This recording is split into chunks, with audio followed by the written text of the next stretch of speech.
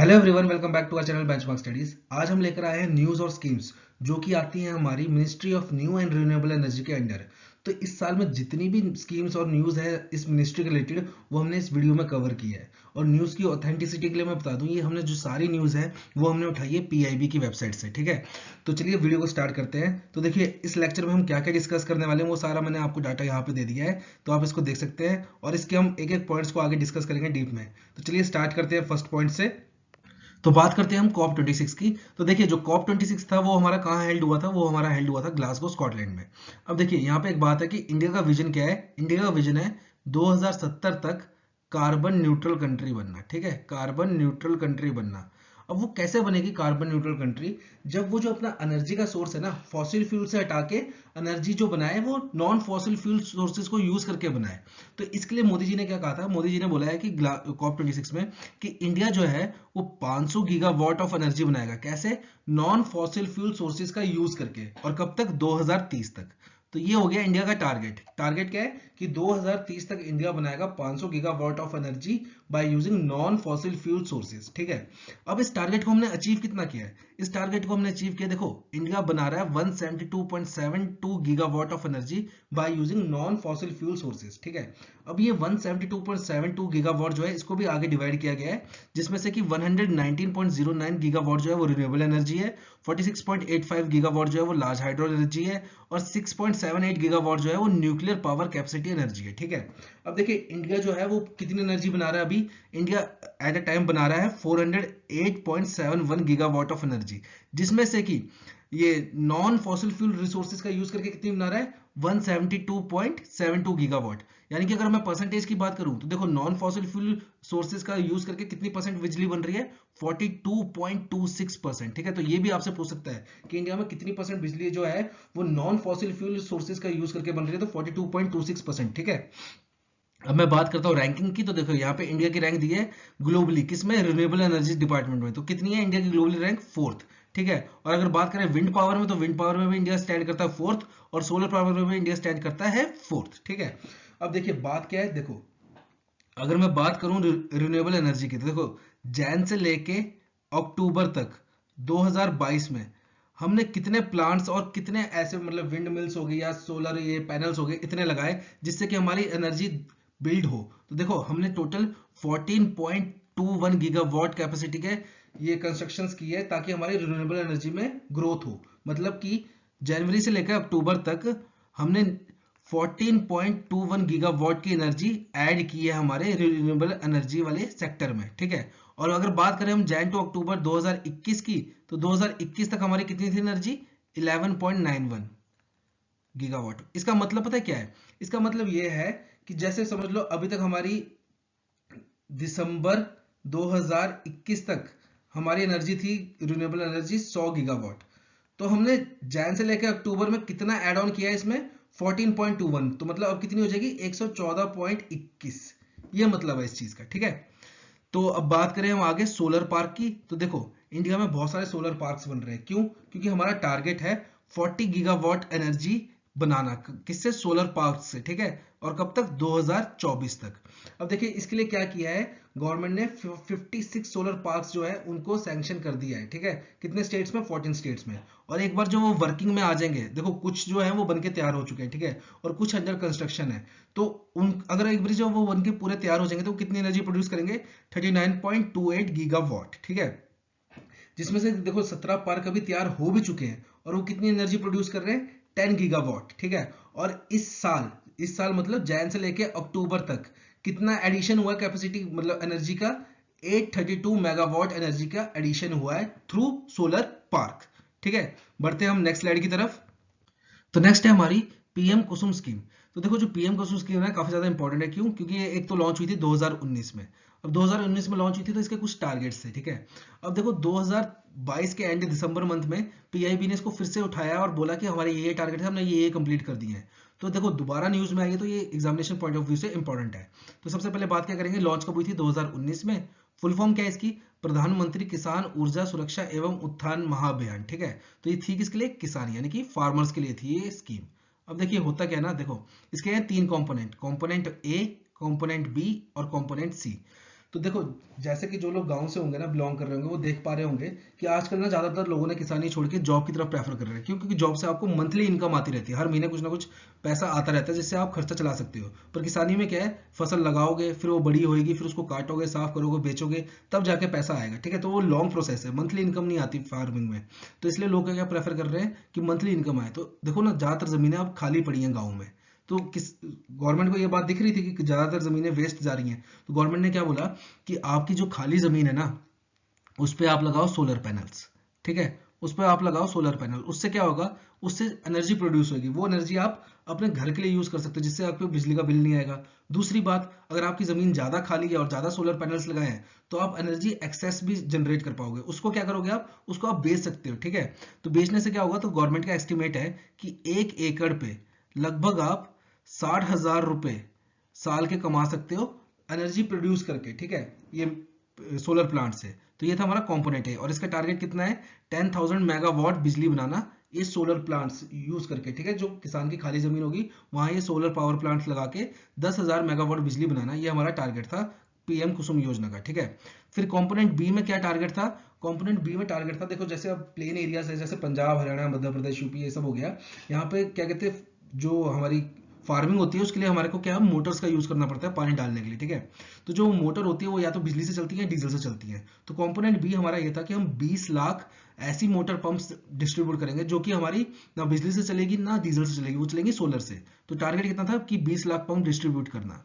और कंपोनेंट सी क्या था, देखो कुछ किसानों ने तो पहले से ही लगा रखे हैं पंप जो कि बिजली से चलते हैं या डीजल से चलते हैं। ठीक है, अब उनके लिए टारगेट कंपोनेंट सी में टारगेट क्या था कि वो जो पहले से इंस्टॉल्ड हमारे पंप्स हैं उनको कन्वर्ट करेंगे हम सोलर में। एक सोलर पैनल लगाएंगे, उससे बिजली जनरेट होगी और फिर उससे पंप चलाएंगे, ना कि हम इलेक्ट्रिसिटी से या डीजल से चलाएंगे। ठीक है, तो उसका टारगेट कितना था कि कितने पंप्स को कन्वर्ट करेंगे, लगभग 15 लाख को। ठीक है, तो ये हमारा एम था। ठीक है, अब इस एम का देखो, ये स्कीम का एक तो मेन बात ये है, ये देखो इन्होंने इस स्कीम को ना एक्सटेंड कर दिया, कब तक, 31 मार्च 2026 तक एक्सटेंड कर दिया है। ठीक है, साथ ही साथ इस स्कीम का एम कितना था, 30.8 गीगावाट सोलर कैपेसिटी बनाने का।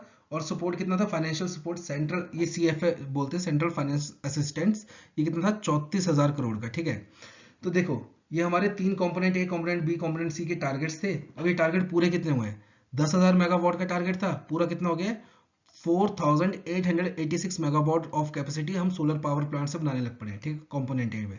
फिर कंपोनेंट बी में कितना था, 20 लाख सोलर पंप हम डिस्ट्रीब्यूट करेंगे, और कितने कर दिए, 8.07 लाख। ठीक है, साथ ही साथ तीसरा कंपोनेंट क्या था कि 15 लाख जो पहले से एग्जिस्टिंग पंप है उनको हम सोलर में कन्वर्ट कर देंगे, ताकि सोलर पैनल लगा के बिजली बनेगी, उससे फिर पंप को चलाएंगे।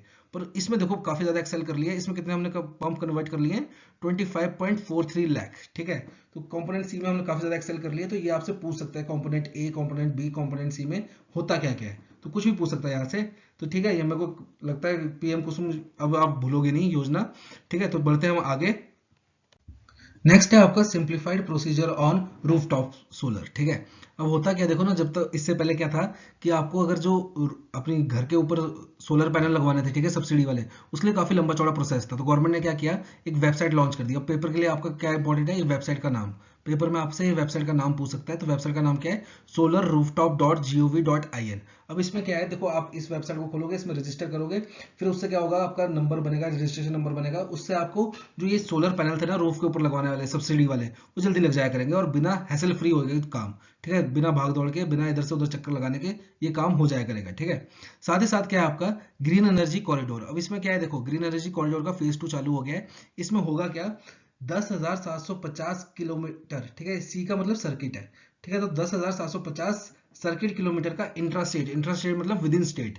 जैसे हिमाचल की बात है तो हिमाचल के अंदर, ये 10,750 एक स्टेट की नहीं है, ये मल्टीपल स्टेट्स की बात है। ठीक है, इतने का किलोमीटर का कॉरिडोर बनेगा, जो कि टारगेट क्या करेगा, देखो 27,500।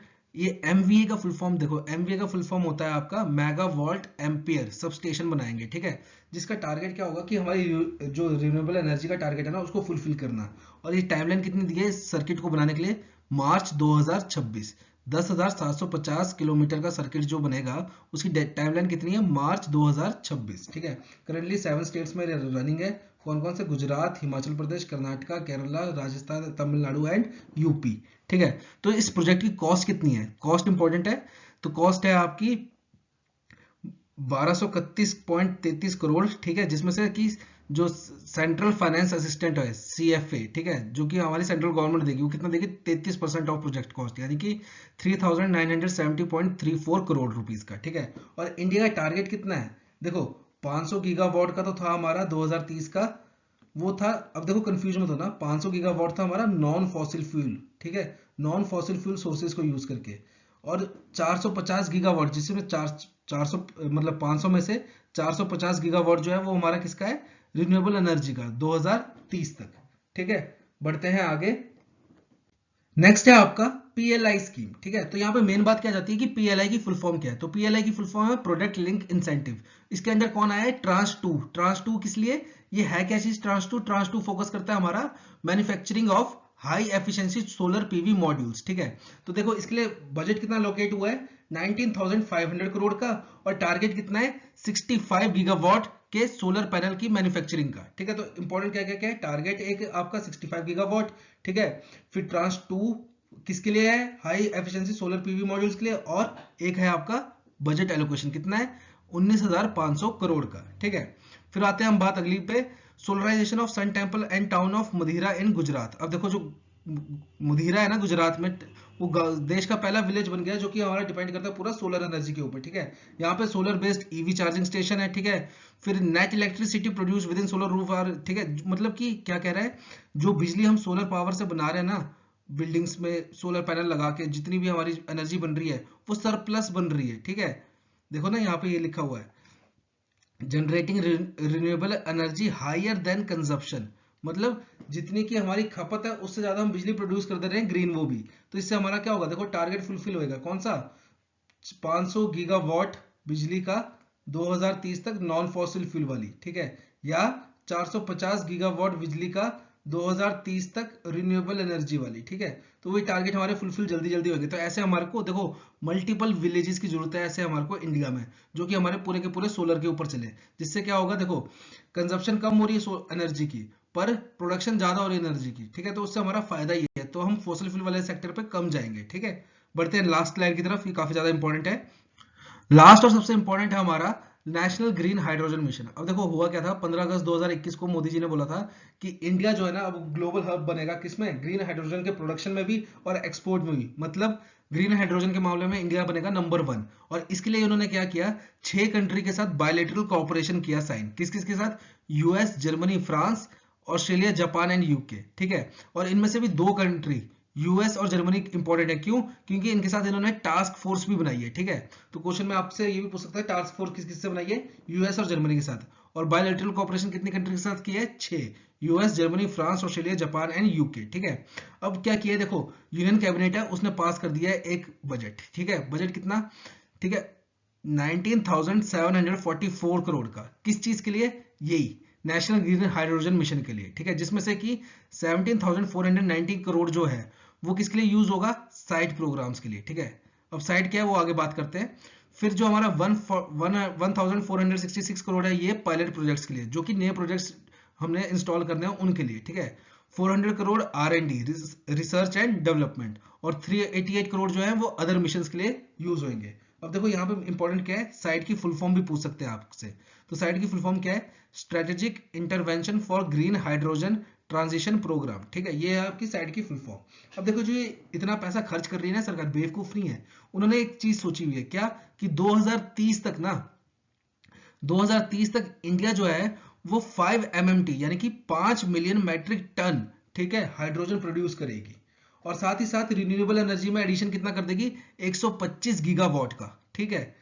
साथ ही साथ अब देखो इतने पैसे खर्च किए ना, और इतना अगर जब हाइड्रोजन इंडिया बनाने लग पड़ेगा ग्रीन हाइड्रोजन, तो उससे क्या होगा, देखो वेरियस कंपनीज भी आएंगी इंडिया में, ठीक है, और साथ ही साथ इंडिया एक्सपोर्ट भी करेगा, तो उससे क्या होगा, गवर्नमेंट को लगभग 8 लाख करोड़ का इन्वेस्टमेंट मिलेगा। साथ ही साथ इंडिया में लगभग 6 लाख जॉब अपॉर्चुनिटीज बनेंगी, ठीक है। और साथ ही साथ इंडिया की जो फॉसिल फ्यूल इंडिया इंपोर्ट करती है वो कम हो जाएगा, कितने से, लगभग 1 लाख करोड़ से, ठीक है। और लगभग 50 MMT यानी कि 50 million metric tonne green house gas का मिशन कम होएगा, ठीक है, 2030 तक। तो इसलिए इंडिया इतना पैसा खर्च कर रही है ग्रीन हाइड्रोजन के ऊपर, ठीक है, तो ये थी हमारी सारी news related to ministry of new and renewable energies. आपको कमेंट सेक्शन में लिख के बताना है कि इसके मिनिस्टर कौन है, ठीक है, यूनियन मिनिस्टर कौन है और स्टेट मिनिस्टर कौन है, ठीक है। होप आपको वीडियो अच्छा लगेगा होगा, और आपको कोई सुझाव होगा तो हमें कमेंट सेक्शन में लिख के बताइएगा। मिलते हैं आपको अगली वीडियो में। Till then have a nice day.